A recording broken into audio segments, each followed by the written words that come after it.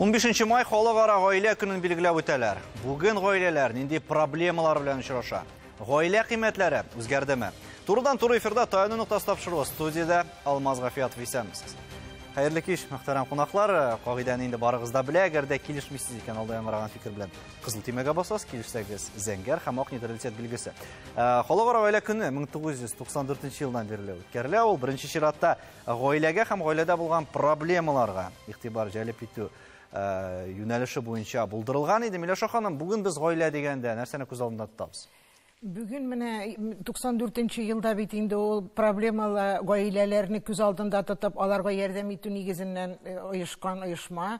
Бүгенге гаиләләрнең проблемалары бик күп. Bütün milletlerin de гаилә проблемалары зур. Мин инде bütün Россия татар гаиләсе фонды буларак татар гаиләсенең проблемаларына әйтәсем килә. Чынлап та проблемалар күп, аерылышучылар күп, тулы булмаган гаиләләр күп.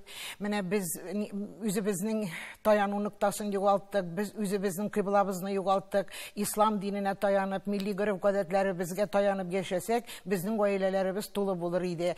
Тулы аерылышу саны әзрәк булыр иде. Без менә гомергә ислам дине саклап калган, ислам дине безне яшәткән, без анарга таянып яшәсәк, безнең бер проблемабыз да булмас иде. Шуннан да шулай микән бу? Нурулла хәзрәткә сүз бирик әле менә сез ислам дине дигән урында, шуннан да гаиләләрнең проблемаларын хәл итүдә диннең роле нинди икән бүген? Шуннан да ул алдынгы рольләрне алып торамы?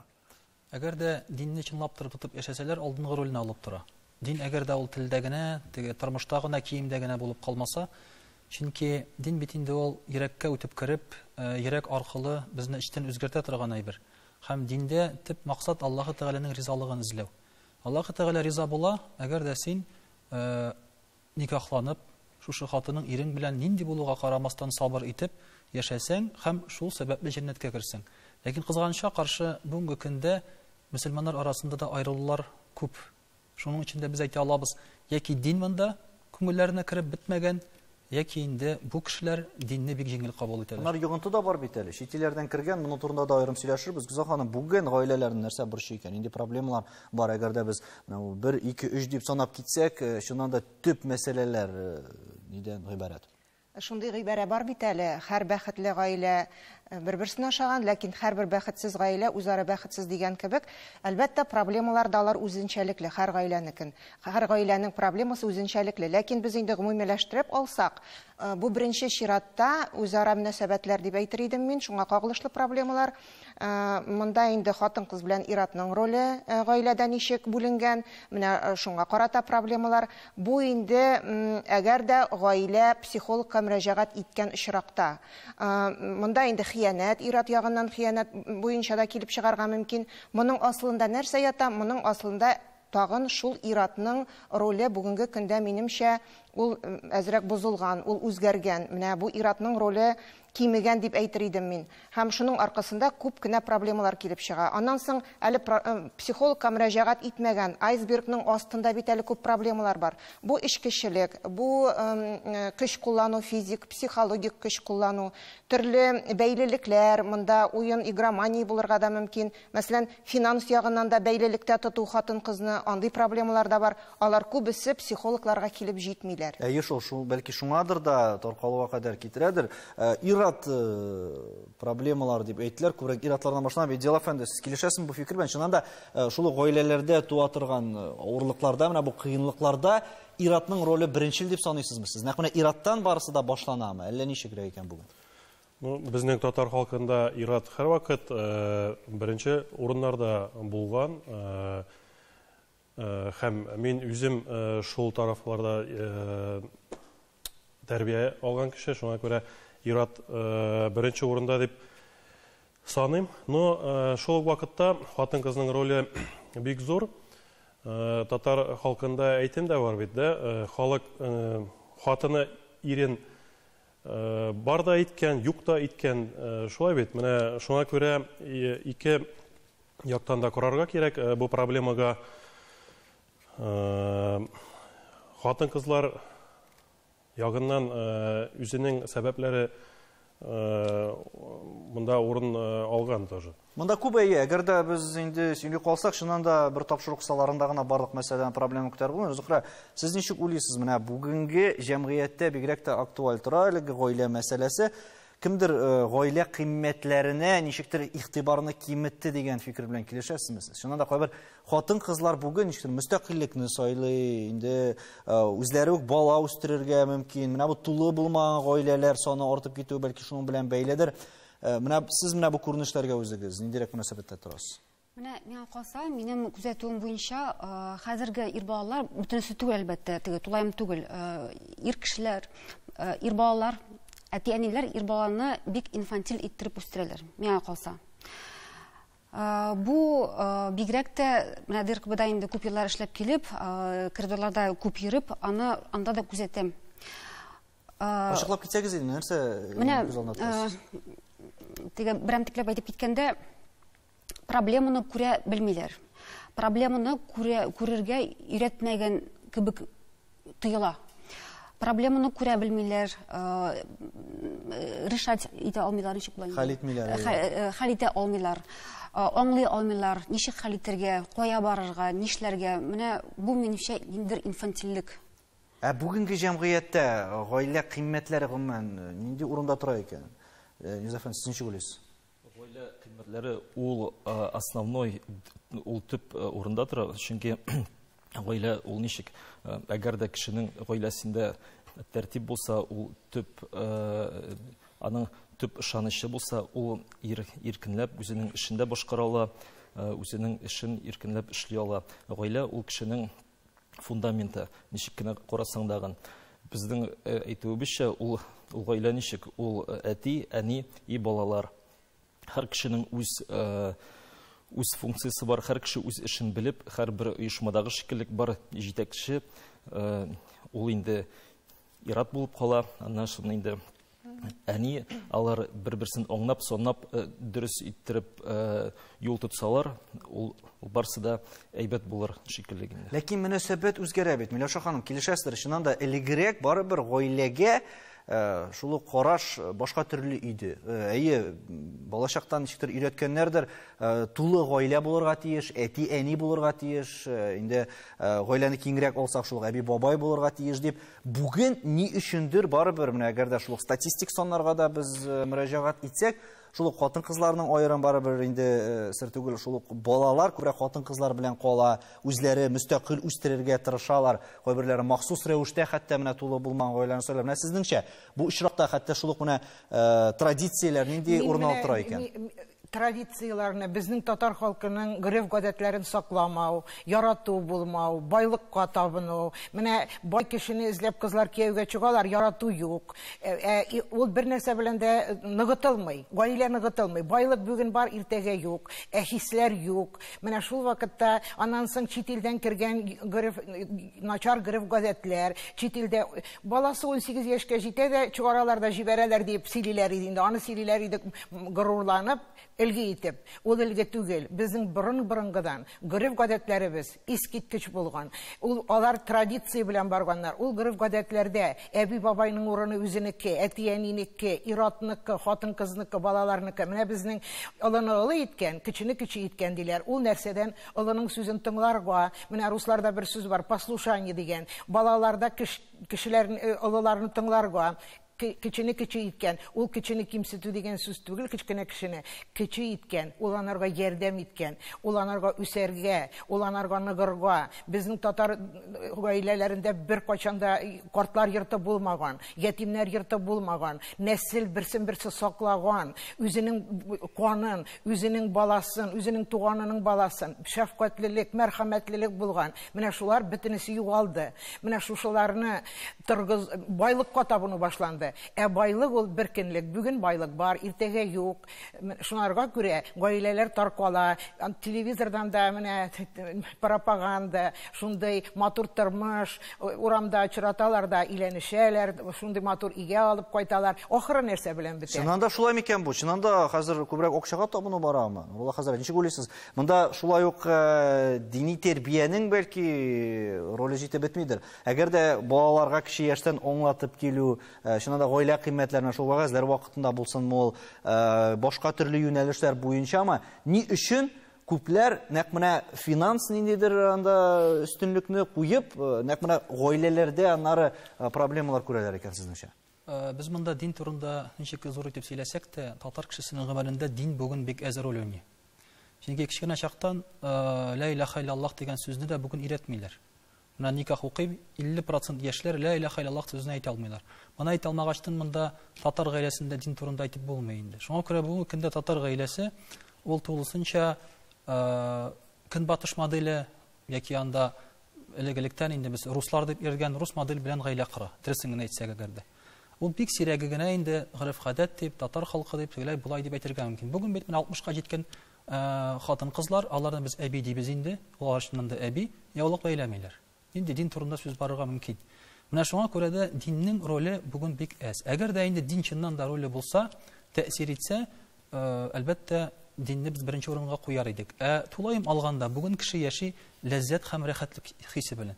Монда эш байлыкта гына түгел, акча ул бер мисалы гына ләззәт һәм рәхәтлекнең. Болай кеше яши рәхәт алам дип дөньядан, ләззәт алам ди ул. Аңа бер нәрсә ошамаса, миңа рәхәт түгел ди. Мәсәлән, ир белән яши, хатын белән яши, рәхәт түгел ди, аерыла. Бала кымат чаулый, рәхәт түгел ди. Акча җитми, рәхәт түгел ди. Машина юк, рәхәт түгел ди. Квартира юк, рәхәт түгел ди. Менә шушы рәхәтлеккә, ләззәтлеккә омтылганга күрә бүген кеше дөньяга табына дибез без. Әйткәнебезчә, төп максат булырга тиеш бит Аллаһы Тәгаләнең ризалыгы, рухи үсеш, матди, физик үсеш кенә түгел. Димәк, җитди карамыйлармы бу очракта гаиләләргә? Бу очракта гаилә тормышына җитди генә түгел, гомумән дөрес карамыйлар. Монда гаиләнең нәрсә икәнен аңлау юк, җаваплылык хисе юк. Балалар алдында җаваплылык юк, җәмгыять алдында җаваплылык юк. Әти-әнидән оялу, курку юк, һәм иң мөһиме Аллаһы Тәгалә каршында курку юк. Киләчәктә үзгәрерме вазгыять гомумән? Юкмы? Бу хакта без рекламадан сөйләшербез.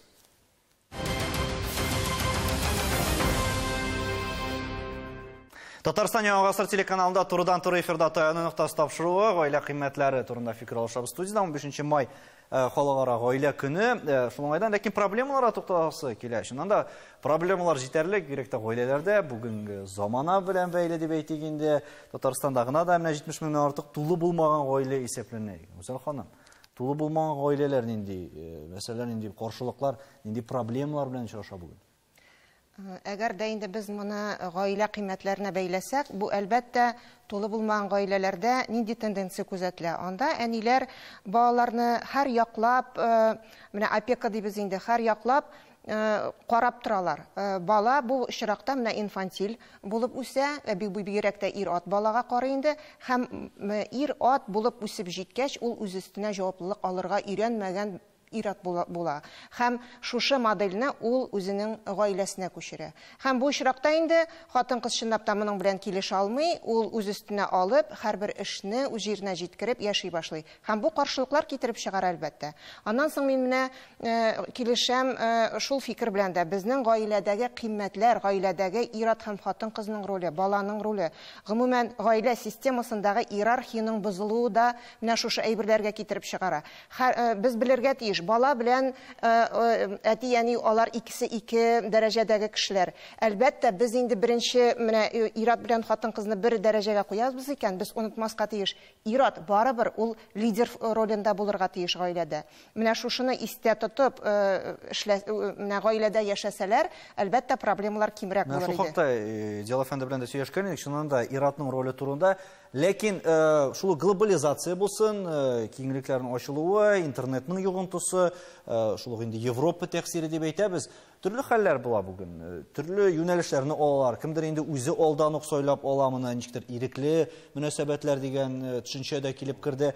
Гомумән, менә бу очракта гаилә дигән күренеш ул икенче планга күчә башлады кебек. Бирәктә яшьләр өчен. Менә сез ни өчен шулай дип уйлыйсыз? Һәм үзегезнең балаларыгызга гаилә кыйммәтләрен тәрбияләүдә катнашасызмы сез?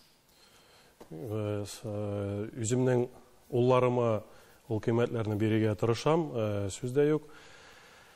Миңа калса, менә бүгенгесе гаиләләрдә хатын белән ир арасында аралашу җитеп бетми. Алар күбрәк аралашырга тиеш. Любой проблема ул аралашып, киңәшеп, һәм дә бәхәсләшеп, бәлки Шуннан соң гына ул үзенең йомгагын табырга мөмкин. Менә бу аралашу җитмәү аркасында хәзер бит күп кешеләр, яшь гаиләләр, яшьләр мессенджерлар аша аралашалар. Турыдан-туры күзгә карап аралашу ул бит бик җиңел дә түгел әле. Әгәр дә кара-каршы утырып, бер-берең белән аңлашып, аралашып, сөйләшсәң, күбрәк шундый вакыт табып сөйләшсәң, миңа да булса, менә бу проблемаларның күбесе чишелер дә иде бәлки. Һәм шул ук функцияләрне балалар белән дә башкарып чыгара кирәк. Балалар белән дә җитми, чыннан да, әгәр дә балалар белән шушы кыйммәтләрне сөйләшеп фикер алышмыйсың икән, алардан нәрсә көтәргә була дигән сорау туа. Бүген замана, вакыт һәм инде кайдыр ашыгып, заманны куып барып, нәкъ менә шушы төп мәсьәләләрне унутабыз. Чыннан да, әгәр дә без киләчәкне дә уйласак, монда соннарга игътибар итсәк, бигрәк тә кайбер соннар бигрәк куркыныч. Менә бу безнең илдә нәкъ менә тулы булмаган гаиләләр булсынмы, ул инде проблемалы гаиләләр булсынмы, нәрсә үзгәртә ала микән менә бу хәлне? Менә гомумән гаиләләрне саклап калу һәм дөрес тәрбия бирү нәрсәгә нигезләнгән сезнеңчә? Миңа калса, бер гаилә институтын булдырсак, мәсәлән, берәр ябык республикада, мәсәлән, Северная Корея кебек, менә шундыйрак ил кебек иттерсәк, безнең илдә дә шундый берәр модельне, шушы модельне яңартсак, киридән кайттырсак, балаларны өйрәтсәк, әти булырга, әни булырга, ничек проблемаларны хәл итәргә, мин һаман шул сүзне кабатлыйм инде, чөнки теге бик күп күзәткәч, шуны әйтәм инде. Бәлкем шулайдыр, мәктәптә дәресләр кертсәк, монда комплекс алып, һәм системалар алып барырга кирәктер, ләкин кешеләрнең күбрәк үзләреннән дә тора бит әле монда. Монда бары тик ничектер дәүләттән ярдәм көтеп туру кирәк түгел, бигрәк гаилә мәсьәләсендә. Бәлки шул психологларга мөрәҗәгать итәргә кирәктер. Нияз әфәнде, менә сез ничек уйлыйсыз? Чыннан да киләчәктә хәл кискенләшеп үзгәрмәсме? Һәм менә бүген үк нәрсә турында уйларга кирәк? Бигрәк тә һәр кешегә үзенең гаиләсендә ират буларак, гаилә башлыгы буларак нәрсәләргә басым ясарга кирәк икән сезнеңчә? Безнең эштә бик күп кеше белән аралашырга туры килә. Балалар безгә мөрәҗәгать итәләр. Әти-әниләр белән без менә бу тормыш үзгәрешен шуннан күзәтәбез. Менә без теге зур поток барганда инде без күзәтәбез. Бар элегрәк киләләр, бик әйткәнне бер ниттеге бик ответственный подходлы кешеләр, алар күбрәк элегрәк. Хәзер инде менә без күзәтәбез. Ул бигрәк тә яшь әти-әниләр арасында менә теге виртуаль тормыштан чыккан чиракларны хәзер еш күзәтәбез. Мәсәлән, шулай дежурство вакытында кичкенә балалар белән дә мөрәҗәгать итәргә туры килә инде яшь әти-әниләргә. Кайсы берсе баланың җылавы белән очрашып, уже паникага бирелеп, ул больницага мөрәҗәгать итә инде. Менә ул элек андый необоснованный дип әйтәбез инде, андый обращениелар алар ул практически юк иде. Виртуаль дөньядан чыгып дигәндә нәрсәне күз алдында тотасыз? Нәрсә турында әйтәсез? Тагын бер кат. Виртуаль дөньядан чыгып дип әйтәбез. Виртуаль дөньядан менә безнең кайсы бер чиракта без палатада яткан балаларны да күзәтәбез. Алар телефонда, гаджетта утырып, аларның анда матур тормыш үзләренә коралар инде. Уже кияүгә чыккач, өйләнгәч, алар чын тормыш белән очрашкач, чын авырлыклар белән очрашкач, алар ул авырлыклар виртуаль тормыштан икенче төрле икән дип, менә шул якны да безгә күзәтергә туры килә. Киләчәк буын өчен бигрәк куркыныч, хәзер уйларга, чыннан да, әгәр дә хәзерге менә шушы виртуаль гаджетларда утыручы балалар ничек булыр икән дигән сорау туса, чыннан да монда калса әле чәчләр үрә торырга мөмкин. Реклама вакытында Миләүшә ханым, ярату дигән төшенчәгә басым ясадыгыз. Ярату булганда чыннан да гаиләләрне саклап калып буламы? Һәм яратуда нинди мәгънә салдыгыз сез әле? Ярату иләнгәндә, кияүгә чыкканда, яратуың булмаса, иләнергә дә, кияүгә чыгарга да кирәкмидер дип уйлыйм. Ярата белергә иренгәннән соң гына, ярату нәрсәне аңлата ул? Синең яныңдагы кеше бәхетле була дигән сүз. Бер кеше генә бәхетле була алмый. Гаиләдә, синең яныңда бәхетсез кеше бар икән, ул инде бәхетле гаилә булмый. Шуңарга күрә кешеләргә бәхет китерә алу, ярату хисен тәрбияләргә кирәк. Ул менә безнең нәселләрне дә югалттылар хәзер. Мин менә Гөлгөрев гадәткә кайтасым килә. Бу таяну нуктасының аудиториясын кулланып. Менә туйлар уздырганда да ничә машина белән ЗАГСка барырга, нинди чәчәк алырга, туганнарыбызны, 3нче буын туганнар туйга киләлмичә кала бит инде дигән уй да юк кешедә. Менә нәсел артырга тиеш. 2 гаилә кушыла икән, киңәя нәсел. Аларның һәрберсенең психологларга да барырга кирәк булмас иде. Әгәр дә син нәселеңдәге туганнарың белән тату яшәсәң, туганнарыңның фикеренә колак салсаң, менә хәзрәт әйтеп китте, ояла, кешеләрдән җаваплылык югалуы, менә бөтенесе шул. Менә безнең традициялар нинди туй, кияүләр алганнар, кодалар төшергәннәр, бөтенесе туганнар дуслашканнар, берсен-берсе белгәннәр, берсенә-берсе ярдәм иткәннәр. Менә шушылар, булар югалды. Гаилә, егет белән кыз, ир белән хатын булып, икәү генә калалар. Аларга әти-әни үрнәк түгел, әби-бабай үрнәк түгел, туганнарын алар яратмыйлар.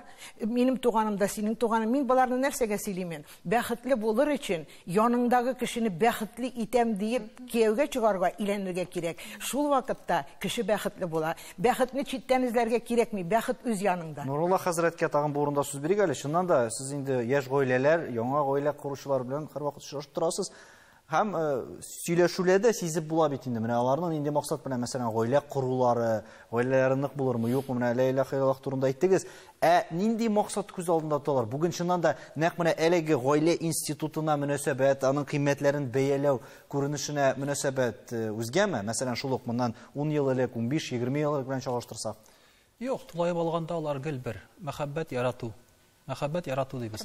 Ләкин кызганычка каршы мәхәббәт яратуның нәрсә икәнен бүген кеше аңлап бетерми. Чыннан да гаилә ул яратуга нигезләнгән, ләкин кемне яратуга? Алланы яратуга. Бер-береңне түгел. Алла аркылы бер-береңне яратырга кирәк. Чөнки әгәр син бер-береңне яратып иләнешәсең икән, алар яши 4-5 елдан, 10 елдан алар гашык булырга мөмкин кемгә? Гашык булырга мөмкин башка ир кешегә, башка хатын кызга. Ул да ярату бит. Димәк, моны айырып, тегендә яратып чыгарга кирәк бит инде. Шулай яратмаган кеше белән торырга ярамый. Шуңа күрә ярату булырга тиеш иң беренче Алланы. Инде яратуга килгән вакытта ярату булырга тиеш кырбан. Ярату ул кырбанны аңлата. Менә бер-береңне бәхет итә дигән сүз, ул димәк кемнедер бәхет итәргә тырышу дигән сүз, үзеңне кай вакытта онытып, кем өчендер син тырышасың, хезмәт итәсең. Менә бу кырбан дип атала. Яратуның нигезендә ята кырбан. Шулай ук яратып, әйтик, мәсәлән, акча яратып кияүгә чыккан кызына бит аны яратып чыккан дип әйтергә мөмкин. Яратып чыккан ул акча яратып, машина яратып, iPhone яратып чыккан, шулай бит инде. Моның да нигезендә мәхәббәт ята. Бу гаиләнең дә. Ләкин ул узакка барырмы, юкмы? Ләкин эш монда узакка да барырга мөмкин. Ир кешенең акчасы бетмәсә, бара да бара инде ул. Монда аның теге чиге юк. Әйтәм бит, шуңа күрә ярату булырга тиеш Алланы ярату. Ләкин монда истәп шундый бер сүз әйтәсе килә. Менә монда сүз булды. Гаиләләрне үзгәртер өчен, тәрбияләр өчен нәрсә эшләргә кирәк? Дәүләт, тегесе, монсы, комплекслы бер генә эш эшләргә кирәк. Хатын-кызны тәрбияләргә кирәк. Бөтен асылның, бөтен нигездә җәмгыятьнең тора хатын-кыз. Ир кеше түгел. Пәйгамбәрбез саллаллаху алейһи ва сәллям әйтә, бер бызык хатын 1000 бызык иргә тора ди. Ир кеше гранат булса, хатын-кыз атом бомбасы. Әгәр дә ул бузылса, катастрофа. Монда бөтен нәрсә бузылачак. Чөнки хатын-кыз тәрбияли, кыз баланы да, ир баланы да, шул ук ир кешегә мөнәсәбәтне тәрбияли, әтигә булган мөнәсәбәттә аның аркылы килә. Шуңа күрә иң беренче тәрбияләргә кирәк кыз баланы. Без монда башта иратлар тип торган дигән. Хәзер монда тапшыру ахырына хатын-кызларга күчә башлады. Сез килешәсезме, Зөһрә, чыннан да? Бу фикер белән. Килешәм, әлбәттә. Алай түгел. Ир баланда минемчә тәрбияләргә кирәк хатын-кызны да. Югыйсә кызны гына тәрбияләсәк, ир балалар инфантил булачаклар минемчә. Гафу итегез. Ир баланы гына тәрбияләсәк, кызларны искә алмасак, нәкъ шундый ситуация булачак. Хатын-кыз һаман теге әй булыр әле, килер әле дип кенә яшәячәк. Миңа калса, ике якында тәрбияләргә кирәк. Без турыдан туры эфирдә эшлибез. Тапшыру төгәлләнә. Зур ханым, нәтиҗә ясап әйтсәк, гаилә кыйммәтләрен билгеләүдә бүген нәрсә таян нуктасы булып тора икән? Әлбәттә, гаилә кыйммәтләрен билгеләгәндә без беренче чиратта менә гаиләдә ярату, хөрмәт булырга тиеш. Мин моның белән тулысынча килешәм. Һәм гаиләдә һәр кеше үзен сайлап түгел, менә үзенең парын сайлап яшәргә тиеш. Бу инде менә мин үземнең рәхәтлегем, үземнең комфортымны сайламыйм, ә мин үземнең партнерымны сайлыйм. Менә әгәр дә шушынга без нигезләнеп яшәсәк, аннан соң балаларыбызга гореф-гадәтләребезне, дин мәсьәләләрендә аларны тәрбияләсәк, миңа калса безнең чынлап та проблемаларыбыз әз булыр иде. Дөрестән дә шулай, гаиләләр тулы булып, тигезлектә яшәсәләр һәм бер-берсенә хөрмәттә яшәсәләр генә, без инде сау-сәламәт җәмгыятьтә яши алачакбыз дигән сүз. Һәр кайсыгызны да гаилә көне белән котлап, сау булашабыз. Исәнлектә күрешергә язсын.